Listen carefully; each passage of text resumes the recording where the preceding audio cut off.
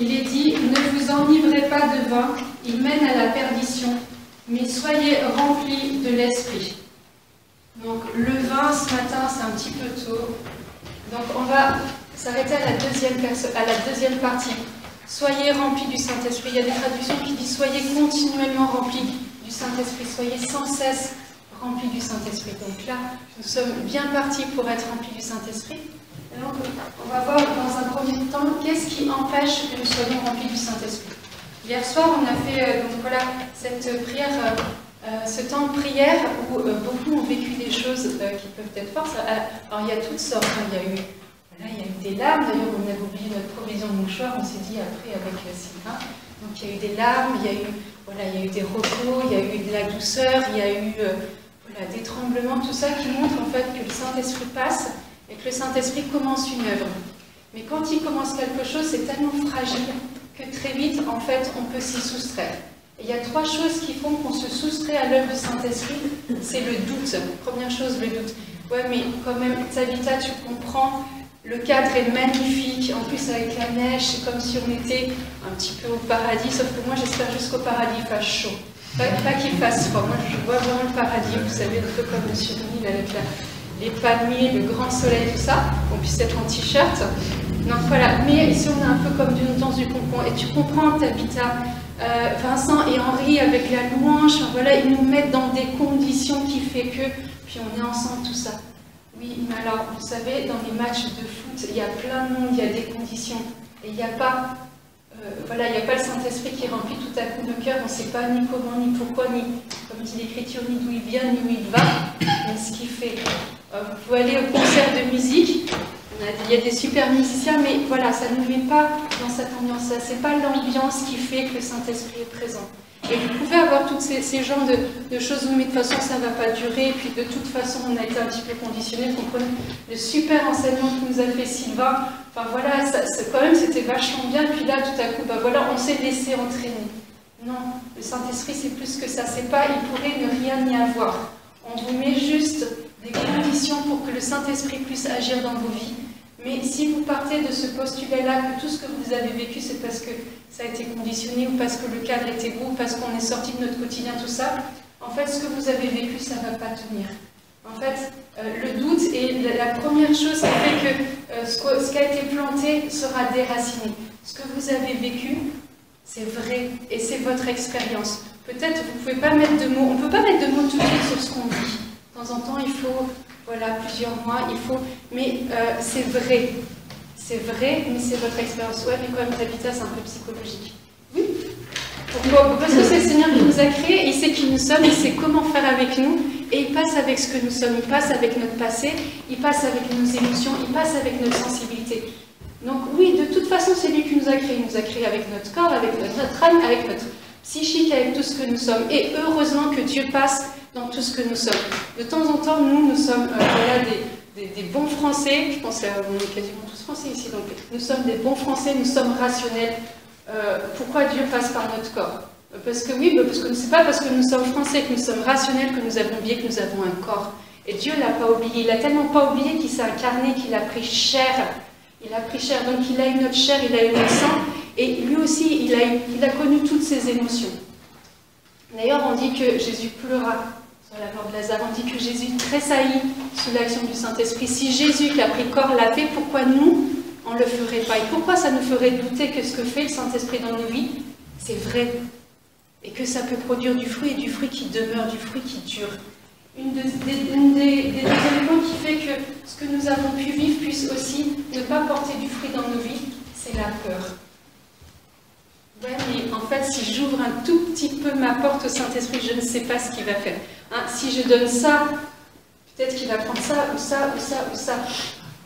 Donc, il vaut mieux pas. C'est-à-dire que je veux juste ouvrir, et puis je veux contrôler, et puis, si jamais c'est un petit peu trop, dans ce cas, je préfère reculer. Moi, j'ai vécu cette expérience un jour, j'étais toute jeune convertie, et j'avais... Faites attention à ce que vous demandez. J'ai demandé, en fait, ma prière a été simple, hein, mais comme j'étais jeune et très enthousiaste, en fait, de temps en temps, les prières, je ne veux pas dire que je la regrette, hein, c'est pas vrai, mais j'ai demandé à prier avec les sentiments de Jésus. Faites pas cette prière si vous ne voulez pas avoir de problème après. Et ça a été tellement violent que j'ai pu prier pendant des mois. Je me suis dit, non mais Seigneur, et encore je suis sûre que c'était un tout petit peu avec les sentiments de Jésus, hein. Je suis sûre qu'il n'a pas fait, il n'a pas réussi à me faire. Mais vous savez, après je suis revenue et j'étais comme un chat qui a peur de l'eau. Donc je priais et puis je vérifiais juste la température pour voir qu'est-ce qui se passait.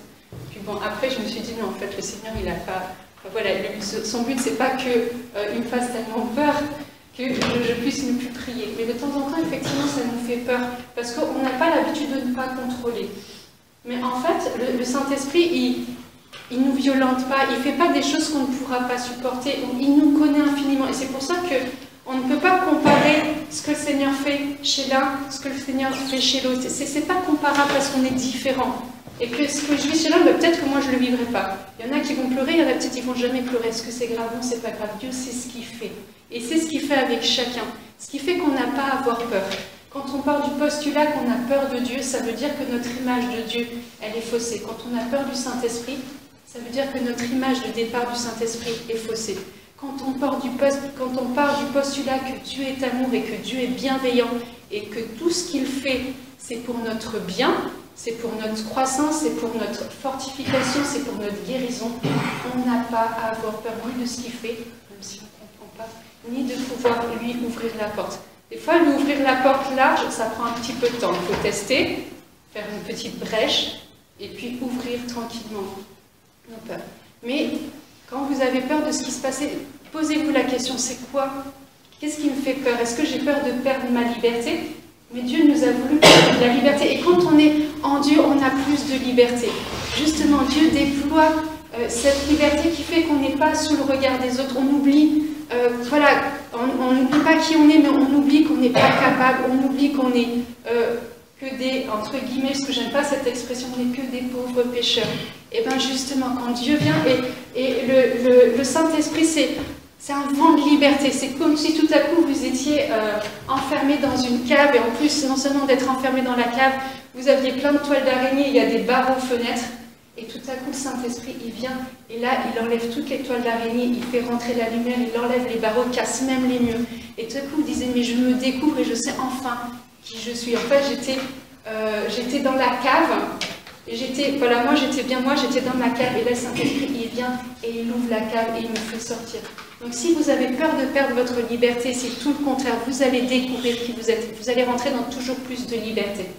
La deuxième chose, c'est la peur, et la troisième chose, c'est le sentiment de notre intimité. Alors, nous sommes généralement, quand nous sommes des bons catholiques, c'est quelque chose qui nous parle. Il y a une tradition qui n'est pas une bonne tradition, il y a des très bonnes traditions, mais celle-là n'est pas une bonne. Seigneur, oh, je ne suis rien. Mais Seigneur, il sait que vous êtes rien. Enfin, là, c'est même pas la peine de prier en disant ce genre de truc là, oh Seigneur, je ne suis rien, je ne suis rien. Oui, je sais que tu n'es rien, mais arrête de dire que tu n'es rien, parce que si tu n'étais rien, est-ce que je serais venue pour donner ma vie pour toi? Non, tu es bien plus que rien. Enfin, tu as une valeur inimaginable, ta valeur, elle est tellement importante qu'elle a coûté le prix de Jésus. Ta valeur, elle est tellement importante que Jésus a donné sa vie, il est monté au ciel, il a donné le Saint-Esprit pour toi, pour moi aussi, mais pour que, comme dit l'Écriture, vous ne restiez pas orphelins. Je vous enverrai une puissance, celle du Père, qui surviendra sur vous. Donc on a tellement de valeur, mais souvent, la seule chose qu'on regarde, c'est le sentiment de notre intimité. Oh, j'ai tellement fait de mal dans ma vie. Oh, il y a tellement de choses dont j'ai eu honte. Oh, mais je suis tellement rien, j'ai tellement pas de capacité. Ouais, mais ça, le Seigneur, il le sait. Et vous savez quoi, quand on reçoit le Saint-Esprit, tout ça, c'est des choses qui sont balayées. On n'est pas mieux, on est juste différent. Je reviendrai après, mais on est juste différent, on n'est pas mieux. Mais on sait qu'on a de la valeur, qu'on a du prix aux yeux de Dieu et que tout ce qui fait notre intimité, on le met derrière. On a vu hier que quand le Saint-Esprit vient, il vient avec la guérison de nos... Voilà, la guérison de nos péchés, il vient avec la guérison de tout ce qu'on a vécu. Et c'est un nouveau chemin qui commence.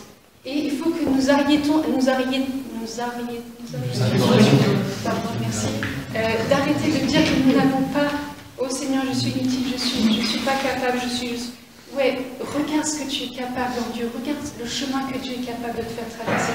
Moi, j'aimerais que là, nos jeunes qui sont ici, qui ont fait la confirmation dans 2 ans, elles puissent venir nous raconter un peu les merveilles que Dieu a fait dans leur vie. Parce que c'est l'âge justement où on se découvre, c'est l'âge où on prend ce potentiel, et c'est l'âge tellement à la fois merveilleux, c'est l'âge des choix. Et on peut faire des bons choix pour sa vie comme on peut faire des mauvais choix. Moi, j'aimerais que dans 2 ans, je puisse revenir. je serai là, hein. Je ne prévois pas de partir tout de suite. Hein. Mais revenir et on puisse les écouter. Voilà ce que le Saint-Esprit a fait dans ma vie. Voilà qui je suis devenue. Parce qu'en 2 ans, vous avez 14 ans, mais entre 14 et 16 ans, il y a un tel changement dans vos vies. Là, on veut croire que vraiment le Saint-Esprit va vous emmener tellement loin. Vous voir comme ça, vous épanouir dans les choix et dans les décisions que vous allez faire avec le Saint-Esprit. Donc n'ayons pas peur de cette indignité, de cette incapacité. Dieu n'a pas peur de ça. Hein. Dieu n'a pas peur de venir habiter dans nos vases, comme dit l'Écriture, qui sont des vases d'argile. Et ça, Dieu le sait. Et il le sait tellement que ça ne sert à rien de le rappeler dans chacune de nos prières que nous ne sommes pas capables, pas dignes, que nous sommes inutiles. En plus, c'est faux de dire que nous sommes inutiles. Si nous étions vraiment inutiles, pourquoi Dieu nous aurait créés? Dieu n'a créé personne qui est inutile. Dieu a créé que des hommes et des femmes, et des jeunes et des enfants, même si on n'en a pas ici, mais que Dieu veut utiliser pour exploiter le plein potentiel qu'il a mis dans chacun. Le deuxième point, c'est que l'Esprit Saint est une puissance. Pour être rempli du Saint-Esprit, l'Esprit Saint est une puissance. Sylvain nous a parlé un peu de qui est le Saint-Esprit. Le Saint-Esprit est une puissance. Acte 1:8 qui dit « Vous recevrez une puissance ». En fait, je pense que de temps en temps, on ne réalise pas. On ne réalise pas qu'en fait, on a, en termes plus courants, enfin, c'est vraiment la puissance, c'est pas tout à coup, j'ai reçu le Saint-Esprit, alors je suis devenue balèze. Non, je ne suis pas balèze. Enfin, je n'ai pas changé, je ne suis pas plus forte, plus... voilà, je ne suis pas plus balèze. C'est le Saint-Esprit en moi qui fait que je deviens balèze, parce que je suis capable, avec le Saint-Esprit, de dépasser justement mes peurs, de rentrer dans plus d'audace dans ma vie. La puissance, c'est vraiment un dynamisme, et c'est un dynamisme de vie, en fait, en nous. Il y a quelque chose qui fait, il y a un chant en Afrique qui dit « Saint-Esprit, bouge en moi ». Quand le Saint-Esprit vient, il fait ça, il bouge en nous, en fait. C'est-à-dire qu'il dépoussière, donc de temps en temps on pleure parce que voilà, il y a des choses qui ont besoin d'être dépoussiérées, et puis de temps en temps on rit parce que voilà, on réalise que Dieu fait des choses merveilleuses en nous, et puis de temps en temps il a besoin de nous faire un bon bain, alors on tombe, et puis là il en profite, il dit ok, c'est comme quand on fait une anesthésie générale, et puis là on en profite comme la personne elle est un petit peu par terre, le Seigneur fait en profite pour faire des choses un petit peu plus profondes. Mais en fait c'est ça, c'est ce dynamisme de vie, ce dynamisme à l'intérieur de nous qui fait qu'on est capable. Je peux être quelqu'un qui, à l'origine, peut être peureux. On a des tempéraments comme ça, des gens qui sont peureux, qui sont timides et qui sont capables d'accomplir des grandes choses. Et on dit, c'est vraiment quelqu'un d'extraordinaire. Oui, mais à la base, c'est pas forcément quelqu'un d'extraordinaire. Saint-Esprit qui le saisit, le pousse à faire des choses qui se seraient même insoupçonnées. On a des capacités en nous tellement insoupçonnées. Et quand on croit, non pas en nos capacités, quand on croit que le Saint-Esprit a décidé quelque chose dans nos vies et qu'on commence et qu'on s'y engage, alors là, enfin, je veux dire, la vie vaut être la peine de vécu, parce que tout à coup, on découvre qu'on a un champ quasi illimité. Je dis bien quasi, hein, parce qu'après, ça dépend effectivement de ce que Dieu veut pour nous, et de ne pas faire n'importe quoi, de juste rentrer dans ce chemin que le Saint-Esprit veut pour nous. Et quand j'y rentre et quand je m'y engage, les portes s'ouvrent. J'ai fait des trucs que je pensais jamais être capable de faire. Je suis partie, j'avais 20... je ne sais même pas si j'avais déjà 27 ans. Je suis partie dans un pays en guerre, on me dit d'ouvrir un centre de santé. Un pays en guerre, j'arrive là-bas, ils sont en train de virer tous les étrangers. Moi, j'arrive comme une fleur, je suis française, je suis jeune, je suis blanche, et je dis bonjour, je viens ouvrir un centre de santé. Vraiment, les gens vont comprendre. Une fois, sérieusement. Le centre de santé, aujourd'hui, il a traversé encore toute la guerre qu'il y a eu en Centrafrique, il tient bon. Et vous savez pourquoi? Parce que de temps en temps, on fait des choses folles. Si je regardais la réalité, en plus on avait faim, il n'y avait rien à manger. C'était hyper éprouvant comme situation où tu te dis, t'es là, en plus j'avais même pas d'argent, on m'envoie ouvrir un centre de santé, on ne me donne pas d'argent. Donc il a fallu que je me débrouille pour ça. Bon, l'argent est arrivé, hein. Mais j'avais pas de voiture, j'avais pas d'argent, je connaissais pas la langue du pays, je connaissais pas le pays. Et là on me dit tu as 3 mois pour ouvrir le centre de santé. Je vais pas vers en 3 mois honnêtement. Ça a pris un peu plus de temps. Mais je me suis dit si je regarde humainement, sérieusement, mais je rentre chez moi quoi. Mais si je regarde du point de vue de Dieu, je pense que Dieu va être capable de mettre en place tous les événements pour que ce qui est demandé arrive. Les gens se sont mis en cadre, j'ai trouvé des gens qui, au milieu de leur travail, il suffit de passer un coup de téléphone, ils viennent me chercher, ils m'emmènent à la destination suivante, parce que du coup je passais les premiers temps, mais des heures, peut-être 6 heures à marcher sous 40 degrés, je ne peux pas boire, parce que c'est bête, hein, mais il n'y a pas de toilette. Donc du coup, voilà, vous ne buvez pas, vous marchez, et puis vous cherchez, enfin, Voilà, et tout se met en place. J'ai faim, quelqu'un arrive, il y a un taxi qui arrive à la communauté qui apporte du taboulé. Centrafrique, on ne connaît pas le taboulé, mais comme il y a aussi beaucoup de Libanais, de temps en temps j'avais tellement faim, je vois juste un taxi qui arrive en me disant ben voilà, je viens donner ça à la sœur Tabitha. Donc je règle avec un plat de taboulé. Dieu est capable de faire ce genre de choses-là. Pour mon anniversaire, en fait, pas mon anniversaire, j'ai vu pareil un taxi arriver avec une pizza de plus de 10 personnes. Toute la communauté a de quoi manger. Juste parce que moi j'ai faim et que je prie et que je veux manger, parce que ça fait partie des choses vitales. Et Dieu met les choses en place. L'argent est arrivé, je ne sais même pas comment l'argent est arrivé. Donc il y a eu un développement de financement, mais il y a des gens même sur place qui ont aidé. Enfin voilà, les choses comme ça se sont mises en place tellement naturellement. Et vous êtes simplement là et vous regardez les choses qui se mettent en place. Vous avez besoin d'un médecin, Dieu te dit ok, tu as besoin d'un médecin, il fait venir carrément des médecins américains juste pour toi. Toi, tu n'es pas au courant. Les médecins américains te payent tous tes soins parce que toi, tu n'as pas d'argent. Mais ils ne sont pas au courant que toi, tu n'as pas d'argent. Toi, tu le sais quand tu vas faire tes soins. Là-bas, les soins ne sont pas gratuits, donc tu arrives, tu as seulement un tout petit peu d'argent. Toi, je ne sais même pas combien ça va te coûter, et là, on te dit, on prend tout en charge. Dieu est capable de faire ce genre de choses-là. Pourquoi? Parce qu'on marche dans le Saint-Esprit, que le Saint-Esprit a une telle puissance que c'est une puissance de vie. Il y a une puissance de vie qui existe en chacun, qui est humaine, qui fait qu'il y a un instinct de survie. Mais là, ce n'est pas l'instinct de survie, c'est une puissance. Saint-Esprit est une puissance, il n'y a pas d'autre nom. Ça dépote. Vous voulez vivre une vie qui soit belle? C'est pas parce qu'on a... Je bosse en maison de retraite, hein, donc je vais prendre l'extrémité, mais c'est pas même pas parce qu'on a 80 ou 85 ans que notre vie elle est finie. Quand on vit avec le Saint-Esprit, on peut avoir 85 ans, penser que notre vie est finie, et tout à coup le Saint-Esprit nous fait rentrer dans quelque chose de nouveau. Il n'y a pas d'âge. Il n'y a pas d'âge, il n'y a pas de ce que j'ai vécu aussi, il n'y a rien qui fait la fatalité. Ils sont visés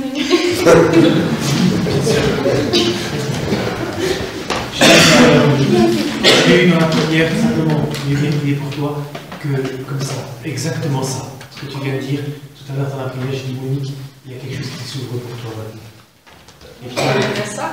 Et voilà, de lâcher nos sécurités pour rentrer dans cette nouveauté. Moi j'y crois. Il y a un jour un prédicateur qui s'appelle Merlin Carotter qui raconte qu'après avoir passé des années à prêcher, quand même il s'est dit je peux me reposer.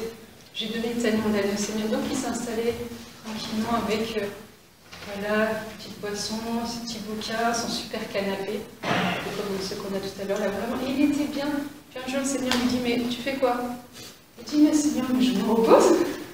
Il dit demain tu te lèves à 5h du matin, commence à prier. En fait il a repris le ministère en fait. Il pensait que sa retraite était arrivée, qu'il l'avait en plus mérité. Qui a dit que dans le Seigneur il y avait de la retraite? On a tellement envie, enfin je ne sais pas vous, mais moi j'ai tellement envie d'avoir une vie qui soit réussie. Les jeunes que je rencontre ont un tel désir d'avoir une vie qui est réussie. Aujourd'hui ils disent mais c'est tellement dur notre monde, comment est-ce qu'on fait? Marche avec le Saint-Esprit.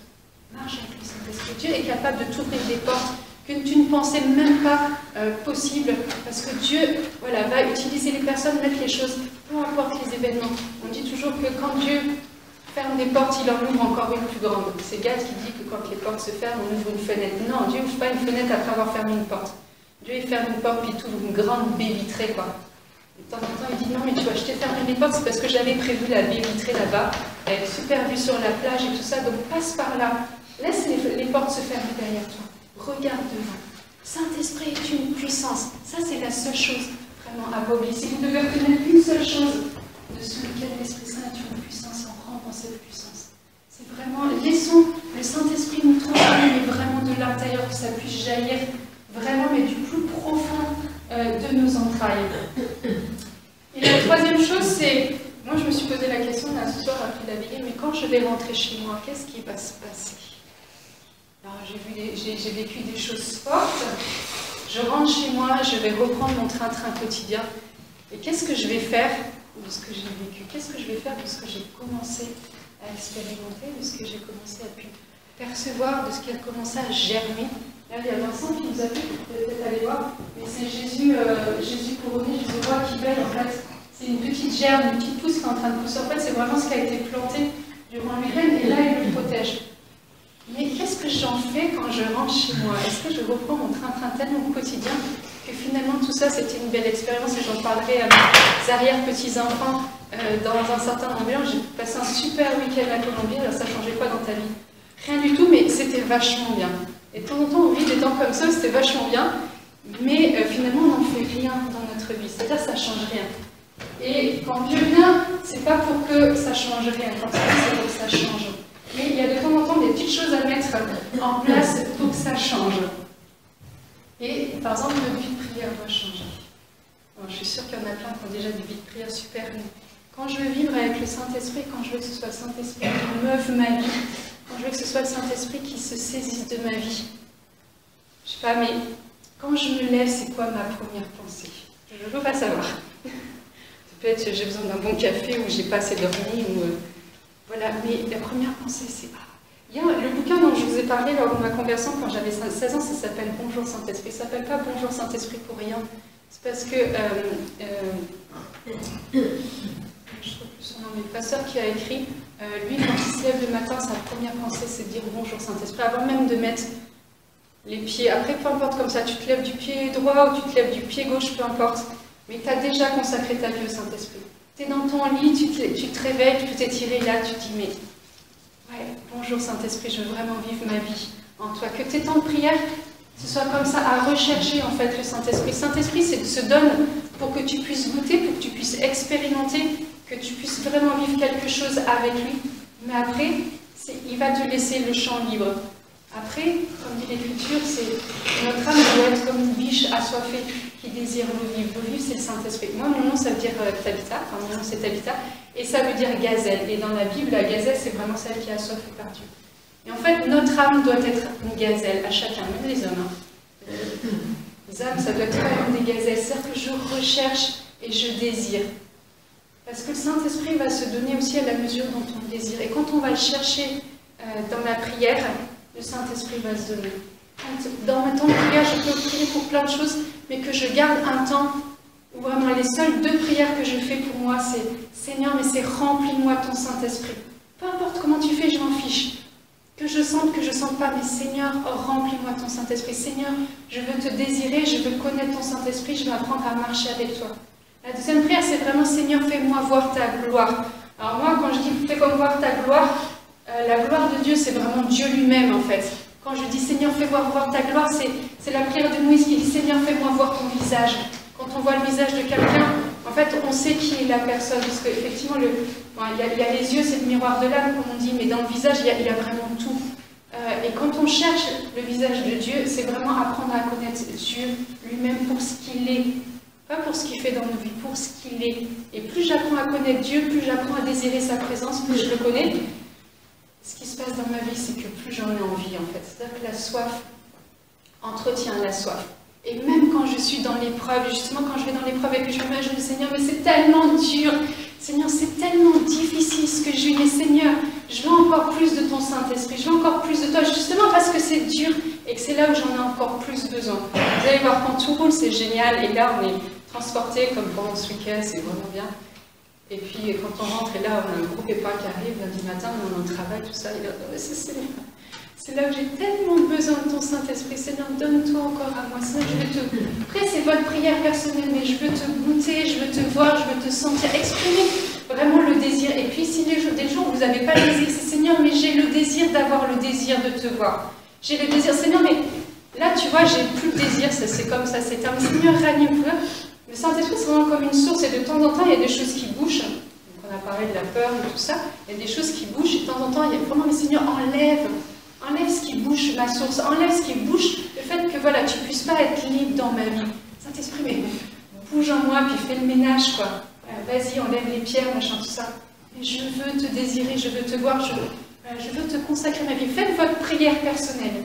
Faites votre prière personnelle quand vous rentrez. Mais voilà, ces 2 choses. Seigneur, remplis-moi ton Saint-Esprit. Vous savez, quand le Saint-Esprit remplit, il va remplir, il remplit, il remplit, il remplit, il remplit, il remplit. Voilà. Et quand il a tout rempli, ce qui est génial, c'est qu'après ça déborde. Et quand ça déborde, c'est là où en fait on peut donner de ce qu'on est, on peut donner et le Saint-Esprit, et on peut donner, mais on ne donne pas de ce qu'on est, on donne du débordement de ce que Dieu a fait dans nos vies. Et là on rentre dans quelque chose où en fait on n'est pas fatigué de donner. De temps en temps, on est une société où, là je ne sais pas pour les plus jeunes, mais voilà, on parle beaucoup du burn-out. Le burn-out, c'est vraiment la maladie du don. C'est-à-dire qu'on se donne, en fait on finit par s'épuiser. Parce qu'on ne sait pas se ressourcer. Quand on commence la journée en disant Seigneur, remplis-moi, remplis-moi, en En fait, on est tellement rempli que finalement, c'est le débordement. Donc, je ne peux pas donner quelque chose où je n'ai plus en moi, en fait. Et donc, je ne suis pas censée faire un burn-out parce que justement, c'est tout le débordement. C'est pas moi qui donne cette expression, puis vous m'excuserez, je me situe, c'est un pasteur qui s'appelle Patrick Fontaine, donc c'est un gars qui donne cette expression. Et il dit, on dit dans l'Écriture, quand il a cité Sylvain, c'est vraiment Jésus qui dit à la fin des temps, celui qui veut boire, qui vienne à moi, qui boive et de son sang jailliront des fleuves d'eau vive. En fait, ça marche au physique comme au spirituel. Au physique, quand vous buvez, il y a des fleuves d'eau qui s'écoulent de vous.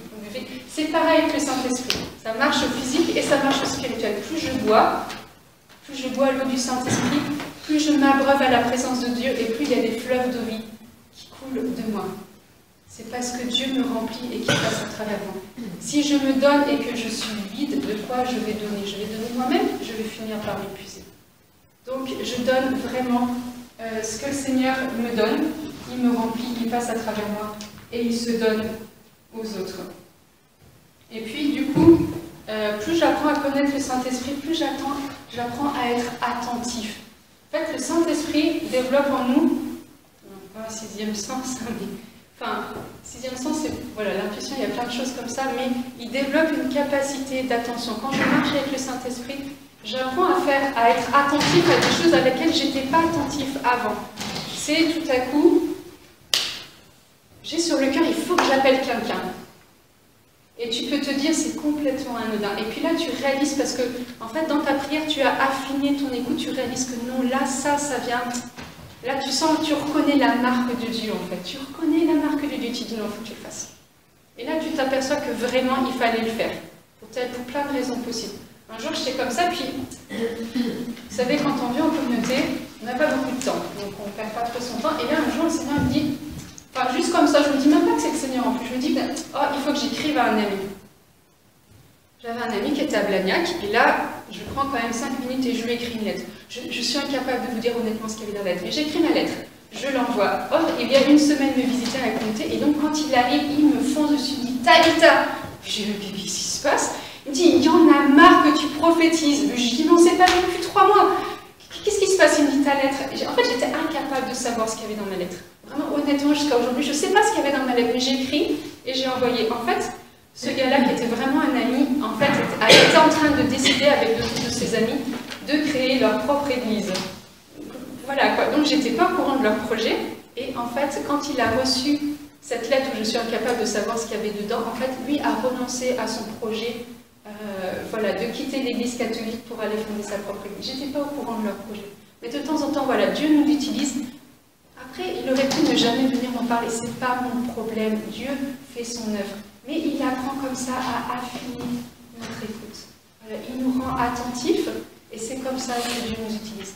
Mais pour être attentif, Dieu a besoin de nous éduquer. Quand il nous fait vivre des choses comme hier soir, où il nous éduque à sa présence, où il nous fait goûter, où il nous fait vivre des choses, c'est pour voilà, affiner notre écoute et on apprend à savoir comment le Saint-Esprit en nous agit avec nous et à travers nous, et on reconnaît sa marque.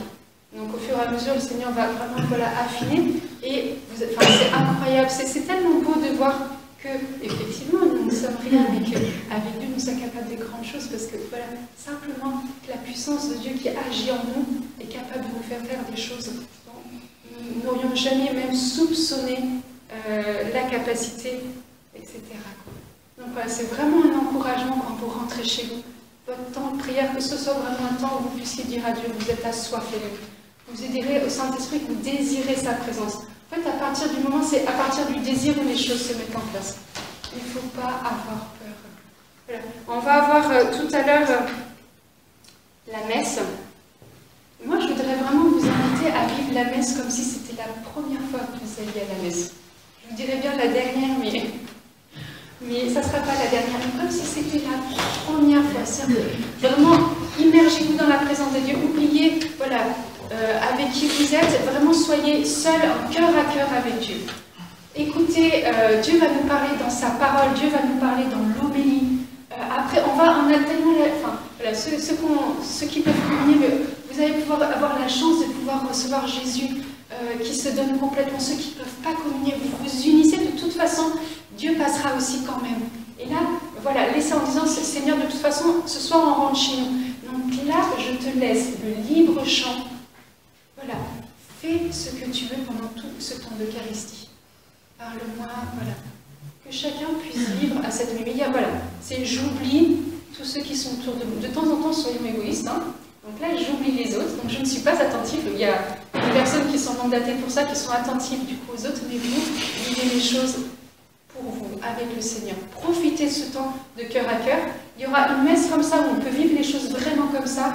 J'ai envie de vous dire, c'est un cadeau et c'est un trésor et passez pas à côté. Vivez les choses que pour vous et avec Dieu. Parce que ce qui sera semé pendant cette messe, ce qui sera semé pendant cette Eucharistie, va être aussi un point de départ après pour votre vie après. Donc ne passez pas à côté. Ne passez pas à côté. C'est vraiment un encouragement du cœur. Dieu Seigneur va vraiment nous visiter. Il va encore faire des grandes choses. Il a encore du travail à faire. Le temps est court, mais il vaut mieux un temps court, bref et intense qu'un temps long. Voilà, il ne se passe pas grand-chose, où on n'est pas attentif, etc. Donc voilà, c'était vraiment l'encouragement pour ce qui va